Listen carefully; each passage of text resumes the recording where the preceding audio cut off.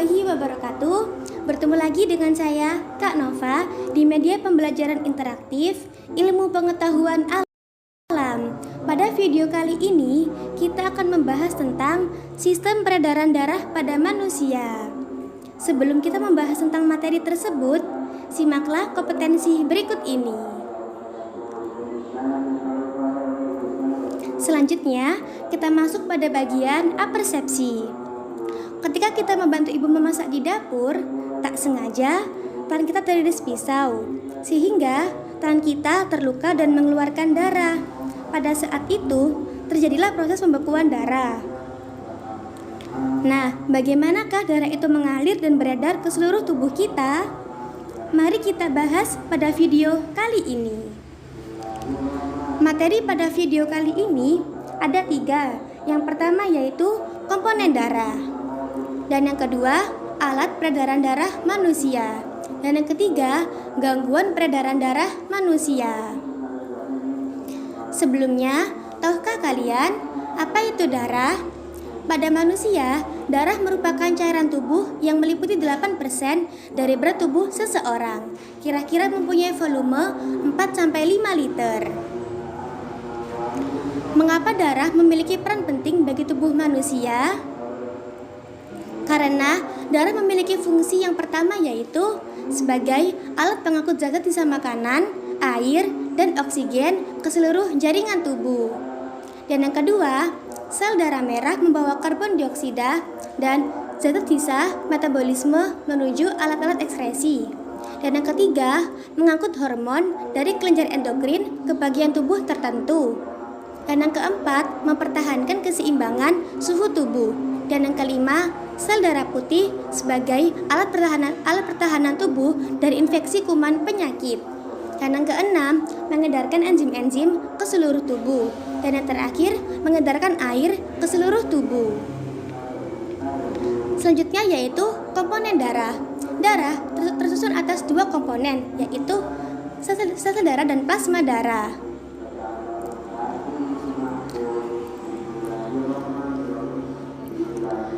Plasma darah merupakan cairan yang berwarna kekuningan yang berjumlah 55% dari jumlah darah. Plasma darah berfungsi untuk mengangkut sari-sari makanan, hormon, dan sisa metabolisme. Plasma darah mengandung fibrinogen, albumin, dan globulin. Sel-sel darah terbagi atas 3 bagian. Yang pertama yaitu sel darah merah atau eritrosit. Sel darah merah memiliki ciri-ciri. Yang pertama yaitu berbentuk pipih, tidak berinti, dan cekung bikonkav. Di eritrosit terdapat hemoglobin, yaitu darah yang berwarna merah. Fungsinya mengikat oksigen dan karbon dioksida serta mengedarkannya ke seluruh tubuh. Dan yang kedua adalah sel darah putih atau leukosit. Leukosit ini memiliki ciri-ciri. Yang pertama yaitu berbentuk tidak tetap, berinti, dan tidak berwarna. Leukosit bersifat amoeboid atau dapat bergerak.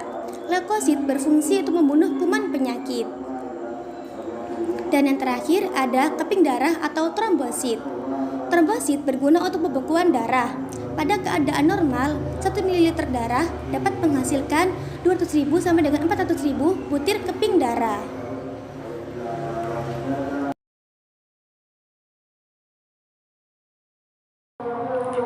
Selanjutnya, kita masuk ke materi alat peredaran darah manusia. Alat peredaran darah ini meliputi jantung dan pembuluh darah. Apa itu jantung dan bagian-bagiannya?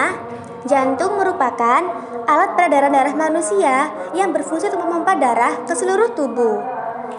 Jantung terdiri atas 4 bagian. Yang pertama yaitu serambi kanan. Serambi kanan bertugas untuk memompa darah kotor dari tubuh yang dibawa oleh pembuluh darah. Yang kedua itu serambi kiri. Serambi kiri berfungsi untuk menerima darah bersih dari paru-paru. Dan yang ketiga itu bilik kanan. Bilik kanan berfungsi untuk memompa darah kotor dari jantung ke paru-paru. Dan yang terakhir adalah bilik kiri. Bilik kiri berfungsi untuk memompa darah bersih dari jantung ke seluruh tubuh. Setelah itu adalah pembuluh darah. Pembuluh darah terdiri atas 3. Yang pertama yaitu pembuluh darah arteri atau nadi, vena atau balik, dan pembuluh kapiler. Pembuluh darah arteri bertugas untuk membawa darah yang kaya akan oksigen dari jantung ke bagian tubuh lainnya. Sedangkan pembuluh darah vena bertugas untuk membawa darah yang kaya akan karbon dioksida dari seluruh tubuh untuk kembali ke jantung. Dan pembuluh darah kapiler berfungsi untuk menghubungkan arteri terkecil dengan vena terkecil. Dindingnya sangat tipis sehingga memungkinkan pembuluh darah ini untuk bertukar senyawa dengan cairan di sekitarnya, seperti karbon dioksida, air, oksigen, limbah, dan nutrisi. Perbedaan arteri dan vena. Yang pertama yaitu pembuluh arteri. 1. Berfungsi mengalirkan darah keluar dari jantung, sedangkan vena berfungsi mengalirkan darah masuk ke jantung.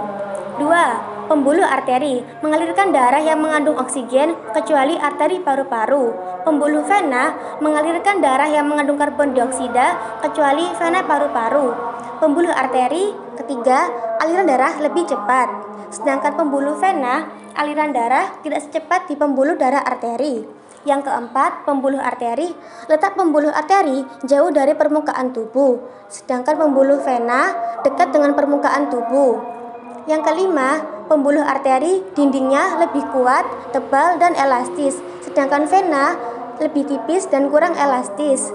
Pembuluh arteri denyutannya terasa, sedangkan vena denyutnya tidak terasa. Pembuluh arteri hanya memiliki satu katup dekat jantung, sedangkan pembuluh darah vena katup terdapat di sepanjang pembuluh. Selanjutnya, kita masuk ke materi sistem peredaran darah kecil dan sistem peredaran darah besar.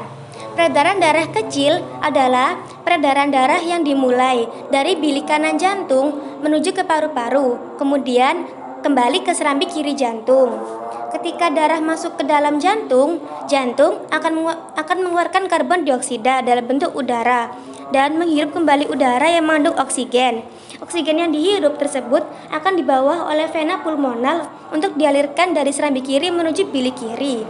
Sedangkan peredaran darah besar adalah yang dimulai dari bilik kiri jantung menuju ke seluruh tubuh dan kembali ke serambi kanan jantung.